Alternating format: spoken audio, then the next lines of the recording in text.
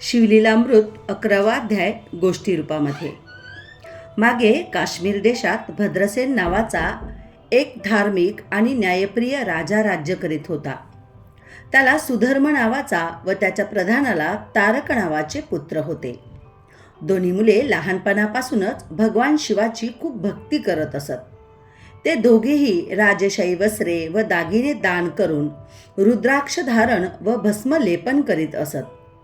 त्यामुळे राजाला आणि प्रधानाला प्रश्न पडला होता की हे पुढे राज्य करतील की नाही. असाच विचार करत असताना एक दिवस ऋषी पाराशर राजाच्या दरबारात आले. राजा व प्रधानाने त्यांना नमस्कार करून मुलांबद्दल विचारले. गुरु पराशरांनी त्या मुलांकडे पाहून त्यांच्या पूर्वजन्माची कथा सांगितली. पराशर म्हणाले, पूर्वी काश्मीर देशामध्ये महानंदा नावाची एक सुंदर शिवभक्त नृतिका होती. ती सोमवार, प्रदोष व्रत व शिवरात्र नेमाने करत होती. तिच्या नृत्य कक्षेत एक सुंदर शिवलिंग स्थापन केले होते तिने. त्या नृत्य कक्षेमध्येच तिच्याकडे एक कुक्कुट आणि एक माकड होते. ती जी शिवभक्ती करत होती ती भक्ती महानंदा कुक्कुट आणि मरकटाकडूनही करून घेत होती. महानंदा त्यांना रुद्राक्षमाळ घालत असे व भस्मही लावत असे. त्याच पूर्वपुण्याईने पुढे सुधर्म व तारक या जन्मातही शिवभक्त म्हणून जन्माला आले आहेत. पुढे पराशर म्हणाले, महानंदेची भक्ती परीक्षेसाठी भगवान शिव सौदागराच्या रूपात तिच्याकडे आले होते एकदा. त्यांच्या हातामध्ये एक सुंदर कंकण होते. ते कंकण बघून महानंदा भारावून गेली. तिचा विश्वास होता की हे कंकण पृथ्वीवर तयार झाले नाही तर विश्वकर्म्याची निर्मिती आहे. सौदागराच्या रूपातील महादेवानं ते कंकण महानंदेला दिलं. बदल्यात महानंदेने 3 दिवस त्यांची दासी होऊन राहण्याचं वचन दिलं व सौदागराच्या रूपातील महादेवालाही ते मान्य झालं. त्यानंतर सौदागराच्या रूपातील महादेवानं स्वतःकडील दिव्यलिंग काढून तिला दिलं व सांगितलं की हे भंग झाले किंवा दग्ध झाले तर मी स्वतः आत्मदहन करेल. वेडीने हो म्हटलं आणि ते शिवलिंग नृत्य कक्षेत नेऊन ठेवलं. पुढे महानंदा आणि सौदागर रत्नमंचकी झोपलेले असतानाच महादेवाच्याच आज्ञेनं तिच्या नृत्य कक्षेला आग लागली. मदनारीने येऊन महानंदेला उठवलं. महानंदा उठ, नृत्य कक्षेला आग लागली आहे. महानंदा पटकन उठून नृत्य कक्षेत पळाली व तिथे जाऊन तिनं कुक्कुट आणि मरकटाला सोडून दिलं व ते पळून जंगलामध्ये निघून गेले.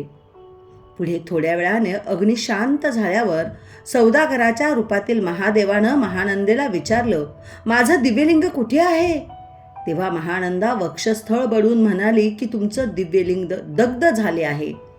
सौदागराच्या रूपातील महादेवानं सांगितलं की तू माझ्या वचनाचा भंग केला आहेस म्हणून मी तुझ्यावर आता आत्मदहन करत आहे.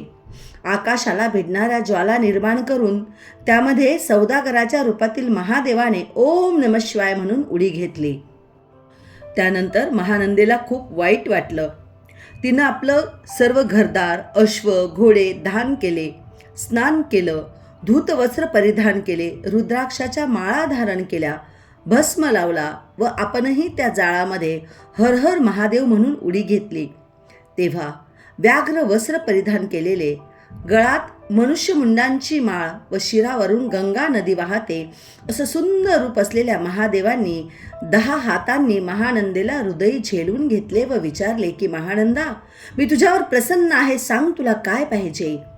तेव्हा महानंदेने सांगितले की माझ्यासहित माझ्या नगराचा उद्धार करा. महादेवांनी तथास्तु म्हटलं व तिच्यासहित तिचे सगळं नगर विमानात बसून स्वर्गात गेले व शेवटी शिवचरणी लीन झालं.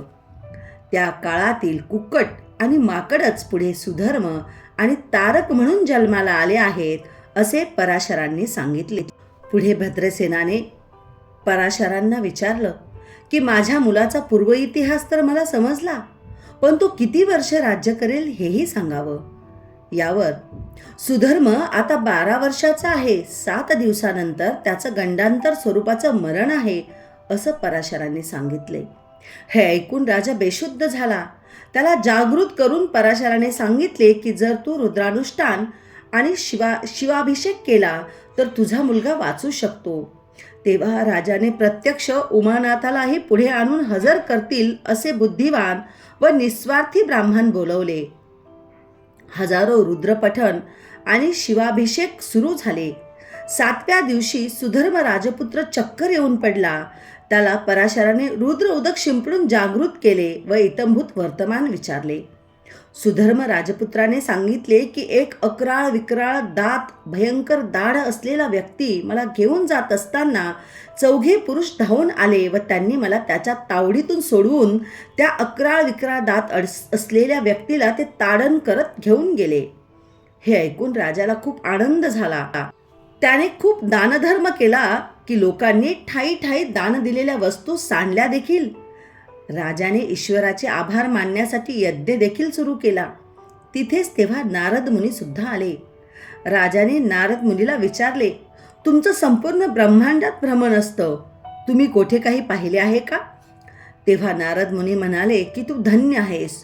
तुझ्या मुलाला वाचवण्यासाठी प्रत्यक्ष वीरभद्र जो महादेवाचा मुख्य भक्तांपैकी एक आहे तो आला होता. हे ऐकून राजाला खूप आनंद झाला. सर्वांनी नारद मुनीला नमस्कार केला.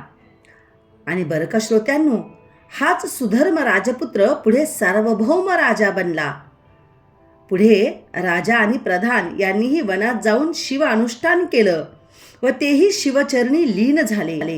या 11व्या अध्यायामध्ये वेगवेगळ्या प्रकारचे रुद्र परिधान केल्याने कशा प्रकारे वेगवेगळी फलश्रुती मिळते हेही सांगितले आहे.